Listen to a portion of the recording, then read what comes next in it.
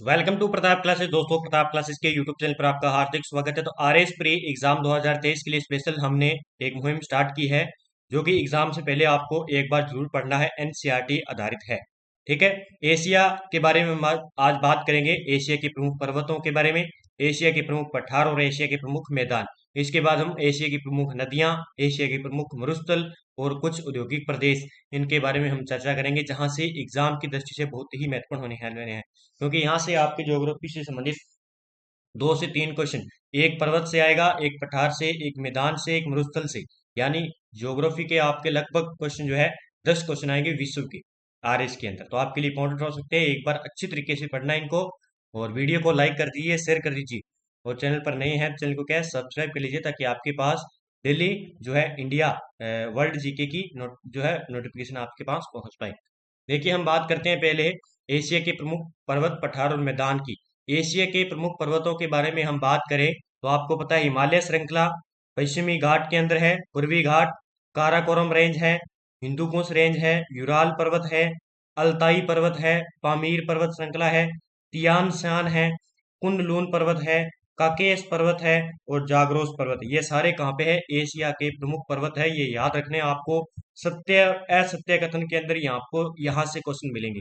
मैंने आपको, अगर आप देखना चाहते हो कि विश्व के किस प्रकार के क्वेश्चन आरएस के अंदर आते हैं, उसमें स्पेशल मैंने भारत व विश्व का भूगोल 2 पार्ट मैंने उपलब्ध करवा दिया आपको। आरपीएससी ओल्ड क्वेश्चन इस प्रकार प्रताप क्लासेस पर प्ले लिस्ट मिलेगी, वो देख लेना, वहां पे आपको सारे ओल्ड क्वेश्चन मिले हुए हैं। ठीक है। हम बात करते हैं हिमालय, काराकोरम, हिंदुकुश के बारे में। पहले सबसे पहले पर्वत की बात करेंगे हम, हिमालय, काराकोरम और हिंदुकुश श्रेणी की। यह दक्षिणी मध्य एशिया में अवस्थित है। इस पर्वत श्रेणी का सर्वोच्च शिखर माउंट एवरेस्ट 8848 मीटर है। ये याद रखना आपको। ठीक है। तो हिमालय, काराकोरम, हिंदुकुश श्रेणी का सबसे ऊंचा शिखर कौन सा हो जाएगा? माउंट एवरेस्ट हो जाएगा, 8848 मीटर। ठीक है। फिर उसके बाद आता है तियन शान। पीछे मैंने बताया था ना, तियन शान पर्वत है ये। ये रहा, ये देखो यहाँ पे तियन शान। ठीक है। तो तियन शान की बात करें तो यह पर्वत श्रेणी दक्षिणी मध्य एशिया में अवस्थित है। इसके बाद हम मैप की भी बात करेंगे। मैप में मैं आपको बताऊंगा कौन सी श्रेणी कहाँ पे है।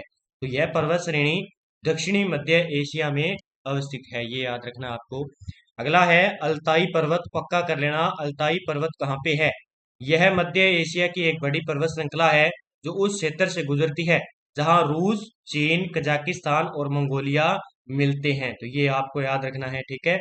पश्चिमी घाट पर्वत की बात करें तो यह भारत की दूसरी सबसे लंबी पर्वत श्रेणी है। ठीक है। पहली वो हिमालय वाली हो जाएगी, और दूसरी सबसे लंबी पर्वत श्रेणी। इसका विस्तार ताप्ती के मुहाने से लेकर कन्याकुमारी अंतरीप तक विस्तृत है। इसका सर्वोच्च शिखर अनाईमुडी 2695 मीटर है। अब आपको याद रखना है, आपसे पूछ ले कि पश्चिमी घाट की सबसे ऊंची चोटी कौन सी हो जाएगी? अनाईमुडी हो जाएगी, 2695 मीटर। या आपसे पूछ ले कि दक्षिण भारत की सबसे ऊंची चोटी कौन सी हो जाएगी? अनाईमुडी। ठीक है। ये आपको याद रखना है। अगला है जाग्रोस पर्वत श्रेणी। कौन सा? जाग्रोस पर्वत श्रेणी। यह ईरान की सबसे बड़ी पर्वतमाला है। अगर आपसे पूछ ले कि ईरान की सबसे बड़ी पर्वतमाला कौन सी हो जाएगी? जाग्रोस पर्वत श्रेणी।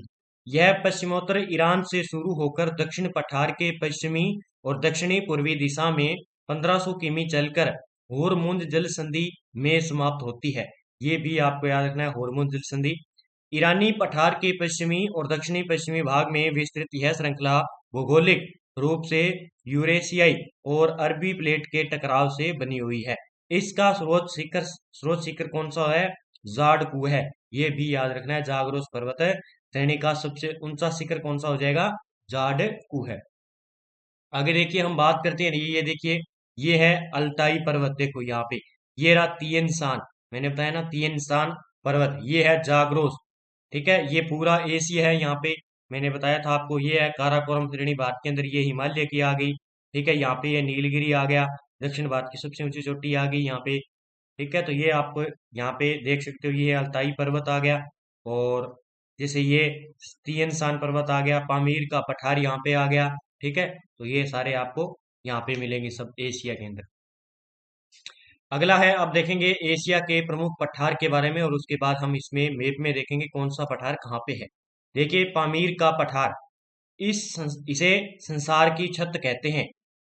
पामीर के पठार को, यह विश्व के सबसे ऊंचे पठार तिब्बत के, ये है यहाँ पे पठार का भाग है। क्या है? तिब्बत के पठार का भाग है। पामीर की गांठ से क्युनलुन, सुलेमान, हिंदुकुश आदि प्रमुख श्रेणियां निकलती है। तो ये याद रखना है, ये पामीर का पठार कहाँ पे है? तिब्बत के अंदर है। ठीक है। अगला देखिए, अन्नातोलिया का पठार। अन्नातोलिया का पठार, इस पठार को एशिया माइनर के रूप में भी जाना जाता है। अधिकांश तुर्की इसी पठार पर स्थित है। इसे क्या कहते हैं? एशिया माइनर के रूप में जाना जाता है। अधिकांश जो तुर्की है इसी पठार पर स्थित है, तो ये तुर्की के अंदर आ गया। यह टोरस और पोंटिक पर्वत श्रेणियों के मध्य स्थित एक अंतः पर्वतीय पठार है।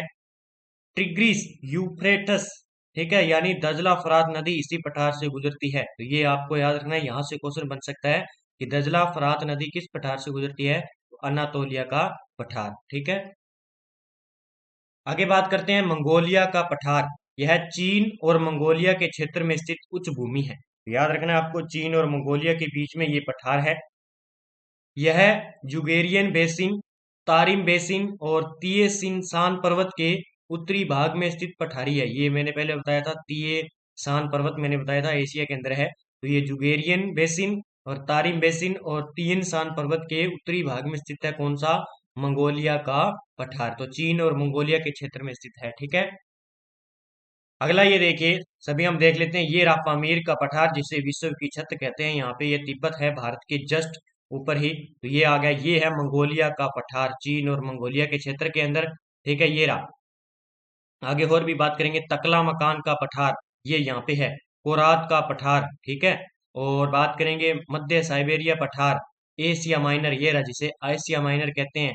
अन्नातोलिया का पठार यहाँ पे, ये देखो अन्नातोलिया का पठार। ठीक है। तो ये एशिया के अंदर इतने ही पठार है। ठीक है। आगे देखिए, एशिया के प्रमुख मैदान के बारे में हम चर्चा करेंगे। मेसोपोटामिया का मैदान, ठीक है। ईरान के मध्य पूर्वी भाग में स्थित यह मैदान दजला फरात के का मैदान कहलाता है।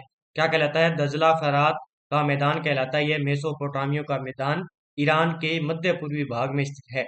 इस मैदान के पूर्वी भाग में टिग्रिस, दजला तथा पश्चिमी भाग में यूफ्रेटस या फरात नदी स्थित है। अब ये याद रखना, टिग्रिस दजला को कहते हैं और यूफ्रेटस फरात नदी को कहते हैं। ठीक है। अगला है मेकांग का मैदान। मेकांग का मैदान यह दक्षिण पूर्वी एशिया में स्थित है। कहाँ पे है? दक्षिण पूर्वी एशिया में स्थित है। इसका विस्तार थाईलैंड, कंबोडिया, वियतनाम, लाओस में है। ये याद रखना है। इस मैदान में मुख्यतः चावल व केले की कृषि की जाती है। तो ये मेकांग का मैदान है, थाईलैंड, कंबोडिया और वियतनाम और लाओस के अंदर स्थित है। अगला है यांग टीसी कयांग का मैदान। ये नदी भी है चीन की। चीन के यूनान पठार के उत्तर भाग में स्थित मैदान जो मध्य चीन में स्थित है, जिसका निर्माण यांग टीसी कयांग और उसकी सहायक नदियों से हुआ है। इसे रेड बेसिन के नाम से जाना जाता है। यह चीन की सबसे घनी आबादी वाला क्षेत्र है तथा चावल की कृषि के लिए प्रसिद्ध होने के कारण चीन का चावल का कटोरा भी कहा जाता है। ये देखो, यहाँ से इंपॉर्टेंट क्वेश्चन हो जाता है। तो यांग टीसी कयांग चीन के अंदर है। ठीक है। अगला है मचूरिया का मैदान। चीन के उत्तर पूर्वी सीमांत भाग में स्थित जलोढ़ मैदान जो आमूर और उसकी सहायक नदियों से निर्मित है। इस क्षेत्र में प्रमुख रूप से सोयाबीन और गेहूं की खेती की जाती है। तो मचूरिया का मैदान ये कहाँ पे है? ये भी चीन देश के अंदर है, एशिया के अंदर। अगला है इरावदी का मैदान। कौन सा है? इरावदी का मैदान। यह म्यांमार के दक्षिणी भाग में विस्तृत है। कहाँ पे है? म्यांमार के दक्षिणी भाग में स्थित है। इस मैदान के पूर्वी भाग में पिंगू योमा और पश्चिमी भाग में अराकान योमा पर्वतमालाएं हैं। ये भी आपको याद रखना है। अगला है सी सी क्यांग का मैदान, ठीक है। यह मैदान चीन के दक्षिणी पूर्वी भाग में स्थित है। इसके उत्तर की ओर यूनान का मैदान है। इस मैदान का मुख्य फसल है चावल। यहाँ पे क्या होती है? चावल। तो चीन के अंदर लगभग चावल ही होते हैं। बस आपको याद रखना है कि ये सी क्यांग का मैदान है कहाँ पे? चीन के दक्षिणी पूर्वी भाग के अंदर है। अगला हम बात करेंगे सीर तुरान का मैदान कहाँ पे है। यह मैदान दक्षिणी पूर्वी एशिया में अमू दरिया और सीर दरिया के बीच स्थित है। इस मैदान का विस्तार उज्बेकिस्तान, कजाकिस्तान और तुर्कमेनिस्तान में है। इस क्षेत्र में मुख्यतः चुकंदर व कपास की कृषि की जाती है। ये सीर तुरान का मैदान कहाँ पे है? उज्बेकिस्तान, कजाकिस्तान और तुर्कमेनिस्तान के अंदर है। अगला है नोबी का मैदान कहाँ पे है? जापान के होन्शु द्वीप के दक्षिण पूर्वी तटवर्ती भाग में स्थित मैदान, जिसमें नागोया औद्योगिक नगर है। अब आपको याद रखना है, ये नागोया, ये आरएस के अंदर पूछा जा सकता है। नागोया औद्योगिक नगर कहाँ पे है? ठीक है, जापान के अंदर है। कहाँ पे है? जापान के अंदर है ये नागाया औद्योगिक नगर, ये नोबी के मैदान में स्थित है। अगला है इशिकारी का मैदान, जापान के होक्काइडो द्वीप पर स्थित मैदान, जहां की जलवायु कठोर और विषम होने के कारण इसका अधिक महत्व नहीं है। तो ये भी कहाँ पे है? जापान के अंदर है। अगला है रूब अल खाली। रूब अल खाली यह उष्ण मरुस्थल है जो सऊदी अरब के दक्षिणी पूर्वी भाग में स्थित विश्व का सबसे बड़ा बालू मरुस्थल है। यहाँ पे ये याद रखना है, विश्व का सबसे बड़ा बालू मरुस्थल रूब अल खाली के अंदर है, ये सऊदी अरब में है। ये याद रखना है बस आपको। अगला देखिए, अब मरुस्थल की बात करेंगे, गोबी मरुस्थल। पहला गोबी मरुस्थल जो इंपॉर्टेंट होता है बहुत ही, यह मंगोलिया के दक्षिणी पूर्वी भाग में और चीन के उत्तरी भाग में स्थित ठंडा मरुस्थल है। एक तो याद रखना है आपको कौन सा है? ठंडा मरुस्थल है। एक तो मंगोलिया और चीन के क्षेत्रों में पाया जाता है। यहाँ औसत वार्षिक वर्षा जो है 10 सेंटीमीटर से भी कम होती है एवं शीतकाल में बर्फबारी यहाँ पे होती है। तो गोबी का मरुस्थल मंगोलिया और चीन के बीच में और ठंडा मरुस्थल है। ठीक है। अगला है कराकूम मरुस्थल। कौन सा है? कराकूम मरुस्थल। यह एक शीतोष्ण मरुस्थल है जो कैस्पियन सागर और अरल सागर के मध्य अवस्थित है। ये भी आपको याद रखना हो सकता है एग्जाम में पूछा जाए कि कैस्पियन सागर व अरल सागर के मध्य कौन सा मरुस्थल स्थित है? तो ये शीतोष्ण मरुस्थल है और काराकोरम मरुस्थल है। काराकुम नहर के निर्माण के बाद इस क्षेत्र को सिंचित किया गया। उसके बाद यहाँ कपास, मक्का, मोटा अनाज आदि उगाए जाते हैं। तो ये काराकुम नहर भी, इसका निर्माण होने के कारण यहाँ पर कुछ स्थानों पर क्या है कि कपास, मक्का, मोटा अनाज भी उगाया जाता है। अगला मरुस्थल की बात करें तो एन नफूद मरुस्थल। एन नफूद मरुस्थल सऊदी अरब के उत्तर पश्चिमी भाग में अवस्थित गर्म व शुष्क मरुस्थल है।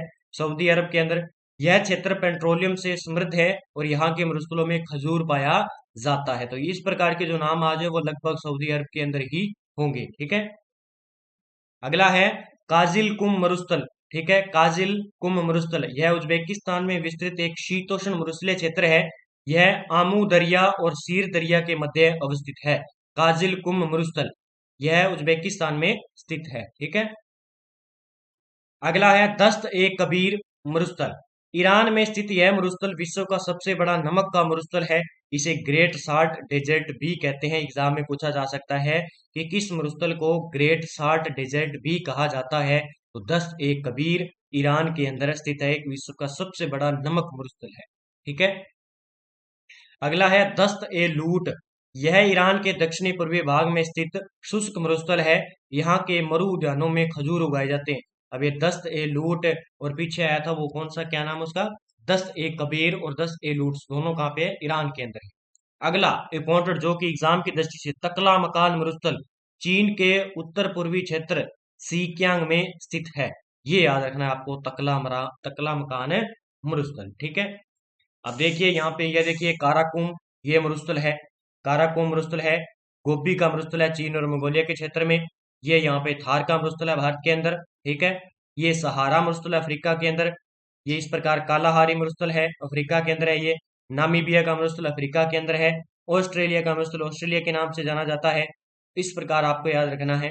सारे मैंने आपको बता दिए हैं। तो जो इंपॉर्टेंट है एग्जाम की दृष्टि से, मैंने आपको मैप की सहायता से और एग्जाम में पूछे जा सकते हैं उसकी सहायता से मैंने आपको प्रमुख पठार और जो है प्रमुख मरुस्थल और पर्वत जो बता दिए, इनको अच्छी तरीके से पढ़ लेना एक बार, चाहे आप राजस्थान पुलिस की तैयारी कर रहे हो और अन्य एग्जाम की तैयारी कर रहे हो, उनके लिए भी फायदेमंद है। और आरएस के विद्यार्थियों के लिए तो बहुत ही महत्वपूर्ण है, क्योंकि यहाँ से एनसीईआरटी आधारित जो है डाटा निकाला गया है। तो आरएस के अंदर सीधा का सीधा क्वेश्चन यहाँ से आपको देखने को मिलेगा। तो कल मिलते हैं नदियों के साथ और प्रमुख मरुस्थल प्रमुख नदियां हो गई हमारी, औद्योगिक क्षेत्र, कृषि, इस प्रकार के टॉपिक और रह जाएंगे एशिया के, उनको भी हम एक बार कवर कर लेंगे। उसके बाद फिर हम जो भी उत्तरी अमेरिका है, ऑस्ट्रेलिया है, वहाँ के पर्वत पठार है, उनके बारे में हम आगे चर्चा करेंगे। तो जय हिंद, जय भारत दोस्तों, मिलते हैं अगली वीडियो के लिए। तब तक के लिए इस वीडियो को अच्छी तरीके से देखें और